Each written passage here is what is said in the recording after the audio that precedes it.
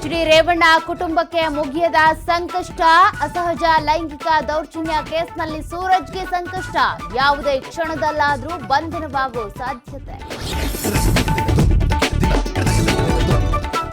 ಹಾಸನದ ಸೈಬರ್ ಠಾಣೆಯಲ್ಲಿ ಸೂರಜ್ ವಿಚಾರಣೆ. ರಾತ್ರಿ ಇಡೀ ಸೈಬರ್ ಕ್ರೈಂ ಪೊಲೀಸರಿಂದಲೇ ಡ್ರಿಲ್. ಇಂದು ಕೂಡ ತೀವ್ರ ವಿಚಾರಣೆ ನಡೆಸೋದಕ್ಕೆ ನಿರ್ಧಾರ.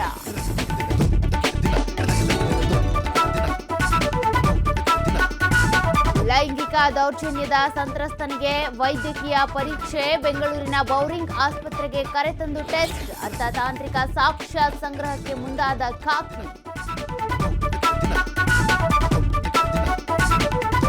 ಚಿತ್ರದುರ್ಗದ ರೇಣುಕಾಸ್ವಾಮಿ ಹತ್ಯೆ ಕೇಸ್. ಪರಪ್ಪನ ಅಗ್ರಹಾರ ಜೈಲಿನಲ್ಲಿ ಮೊದಲ ದಿನ ಕಳೆದ ದರ್ಶನ್.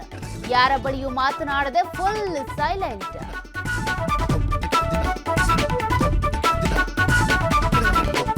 ಮೈಸೂರಿನಲ್ಲಿ ಅಸ್ಪೃಶ್ಯತೆ ಆಚರಣೆ ಬಗ್ಗೆ ದೂರು. ಅನಿಷ್ಟ ಪದ್ಧತಿಗೆ ಬಿಸಿ ಮುಟ್ಟಿಸಿದ ಜಿಲ್ಲಾಡಳಿತ. ಗ್ರಾಮಸ್ಥರಿಗೆ ಅಧಿಕಾರಿಗಳಿಂದ ಎಚ್ಚರಿಕೆ.